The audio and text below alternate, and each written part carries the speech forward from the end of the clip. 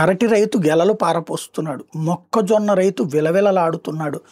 పత్తి రైతు అల్లాడిపోతున్నాడు. టమోటా రైతు నానా తిప్పలు పడ్డాడు.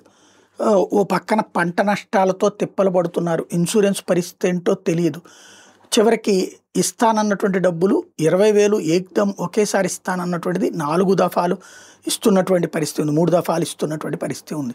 అది కూడా మళ్ళీ ఆ 20,000 కేంద్రంతో కలిపి ఇస్తున్నటువంటి పరిస్థితి ఉంది. అట్లాంటి సందర్భంలో రైతులందరూ పండగ చేసుకుంటారు, రైతులందరూ అద్భుతంగా ఉంటారు, రైతులందరూ కాలరెగరేసుకునేలా చేస్తాను అన్నటువంటిది 40 సంవత్సరాల రాజకీయ చరిత్ర.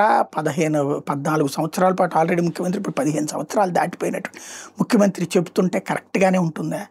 ఏమన్నా చేసి ఆ పైన ఇదిగో చేస్తున్నామంటే ఒక అర్థం ఉంటుంది. అసలు ఆ రైతులకి ఎంత డబ్బులు ఇవ్వాలన్నది జగన్ అలవాటు చేశాడు. దాన్ని బాబు ఎక్స్టెండ్ చేస్తున్నారు. అంతకుముందు పోయిన రైతులకి ఏమైనా న్యాయం చేశారా అంటే లేదు. కాకపోతే రైతులు భయపెట్టడంలో సక్సెస్ అయ్యారు. జగన్ రైతుల భూములు లాగేసుకోబోతున్నాడని. ఆ కారణంగా మొన్నటిసారి బంపర్ మెజార్టీతో వచ్చారు. పల్లె ప్రాంతాల్లోనే గెలుచుకొచ్చారు. ఇప్పుడు ఆ రైతులు విలవిల్లాడుతున్నటువంటి పరిస్థితి చూస్తున్నాం. కాకపోతే నేను చేస్తాను, మీ అందరికీ ఆల్టర్నేటివ్ క్రాప్స్ అరేంజ్ చేస్తాను, అట్లాగే మీ పంటల తీరు మార్చేసి డెవలప్ చేస్తానని చెప్తున్నారు.